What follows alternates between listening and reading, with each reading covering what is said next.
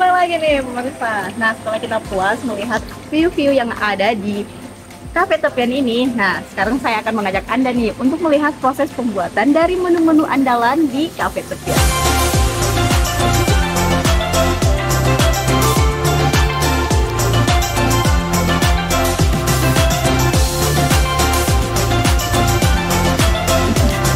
Nah, pemirsa, seperti ini nih proses pembakaran ikan bakarnya itu menggunakan ikan bandeng atau kalau untuk bahasa di Sulawesi Selatan sendiri itu biasa dikatakan sebagai ikan bolu.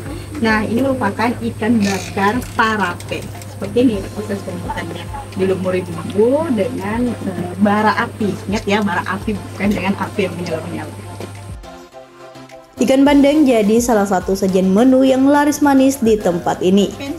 Di sini dikenal sebagai ikan bakar parape. Anda pernah dengar atau sudah mencicipinya tidak? Proses pembakarannya juga butuh perjuangan ekstra loh. Lantaran harus menahan panas dan juga papasan asap yang bikin mata perih.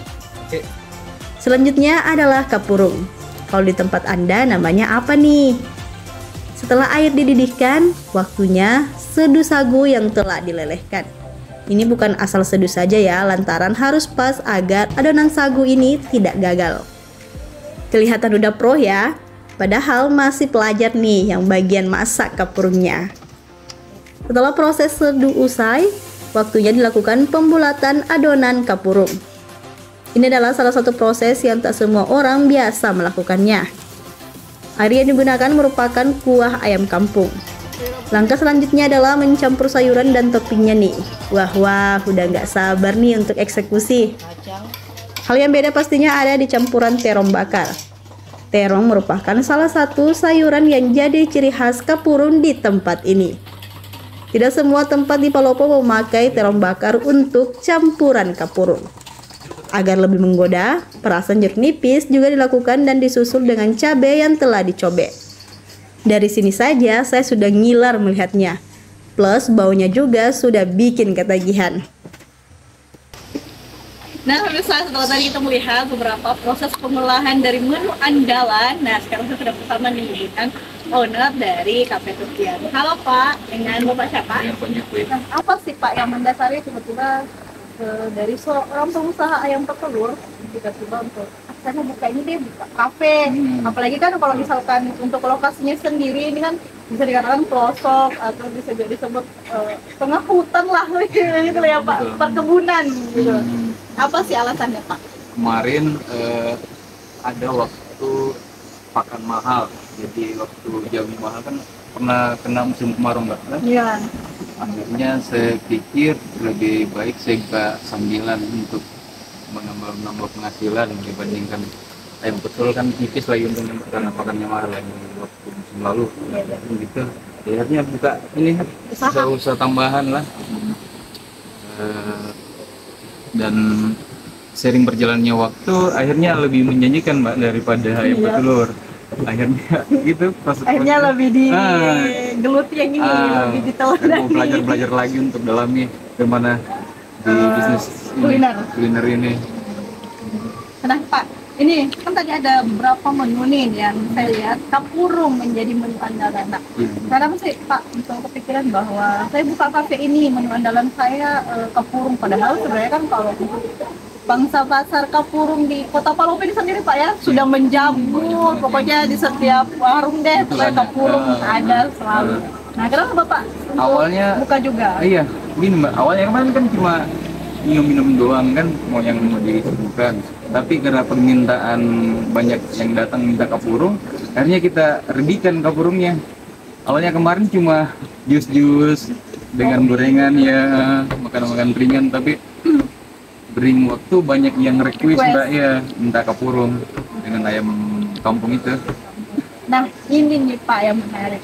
Kenapa memilih ayam kampung sebagai menu pendamping untuk kapurung? Kenapa bukan ayam ini ayam potong atau ayam broiler gitu?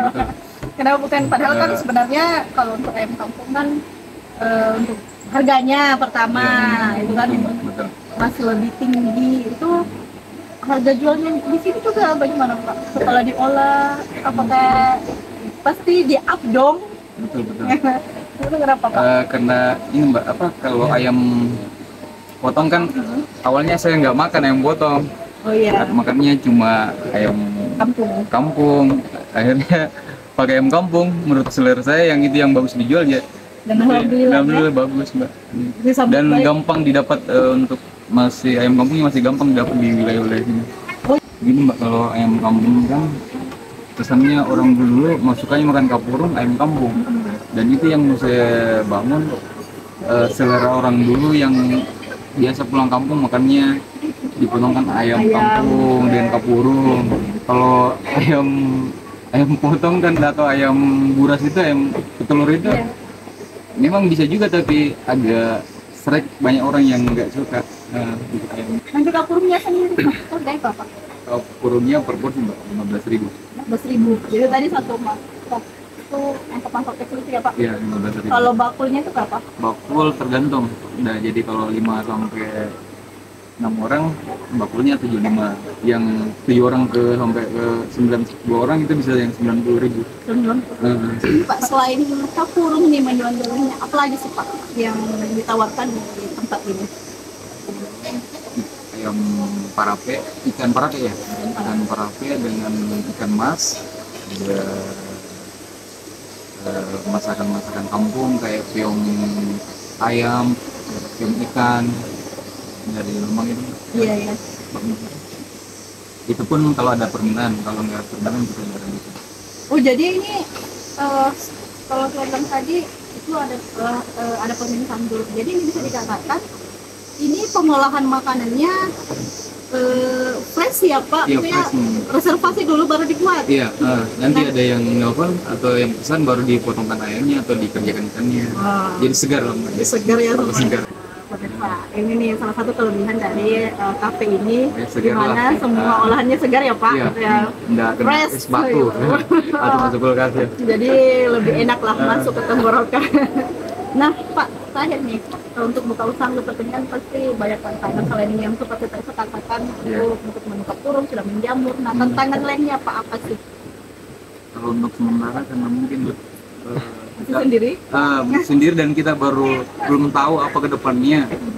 Apakah akan kami terus seperti hari biasa atau sepi, itu kita akan usahakan bagaimana menjamu atau melengkapi apa kekurangan kita dari Masih terus ya iya, Pak, masih terus belajar. Pelajari ya bagaimana keinginan konsumen. Iya. Nah ini kan juga yang seperti saya katakan tadi Pak, ini kan jauh ya, cukup jauh, kurang lebih 200 meter nih dari Jalan Poros. keramaian nih Pak. Itu apa sih tanggapan masyarakat di sini buat usaha di tempat seperti ini Pak? Awalnya dianggap kayak cuma mau main doang, akhirnya orang-orang lihat ada yang datang banyak. Jadi awalnya diremehkan ya Pak? Ya gitu.